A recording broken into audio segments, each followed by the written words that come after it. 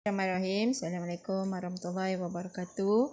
Murid-murid, kita sambung lagi pembelajaran PDPR kita Tafsir Al-Quran dan Hadis. Kali ini pelajaran 6, tajuk niat. Baik. Sebagaimana slide yang cikgu dah paparkan, tajuk 6.1 kali ini hadis dan terjemahan. Okay.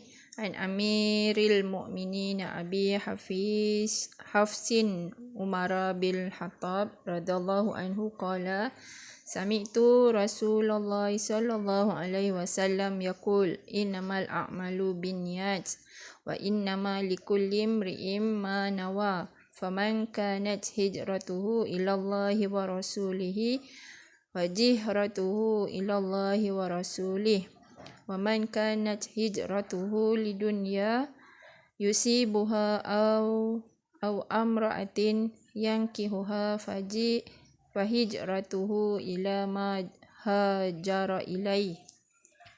Apa maksudnya? Daripada hadis riwayat Al-Bukhari dan Muslim.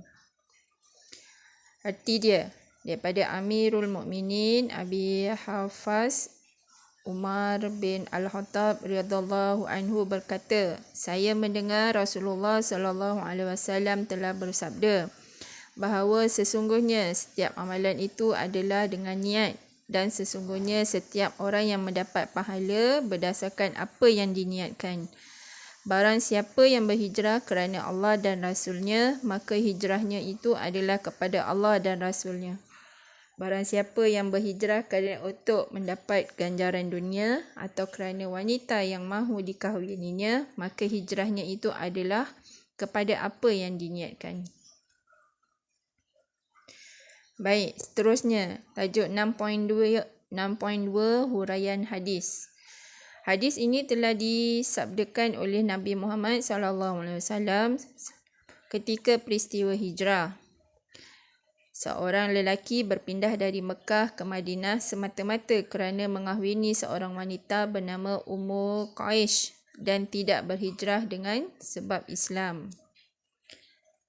Baik, seterusnya. Niat letaknya di dalam hati untuk melakukan sesuatu perbuatan atau amalan. Maksudnya apa yang kita nak buat tu kita kena mulakan dengan niat. Niat ni asalnya daripada lahirnya dalam hati. Setiap amalan yang dilakukan mestilah disertai dengan niat.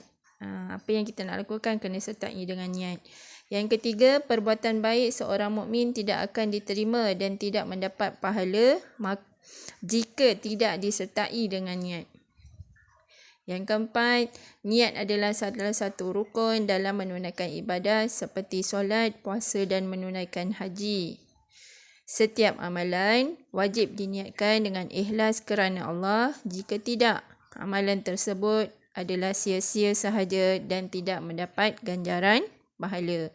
Jadi kalau kita nak melakukan melakukan satu pekerjaan, satu perkara, letaknya niat. Kita letakkan niat tu dalam hati kita, maka kita akan beroleh ganjaran pahala dari Allah. Seterusnya, 6.2.1 pengertian niat.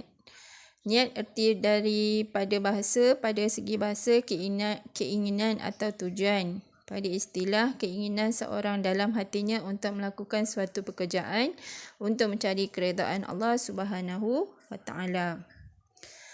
6.2.2 tujuan niat. Niat dapat membezakan ibadah dan adat.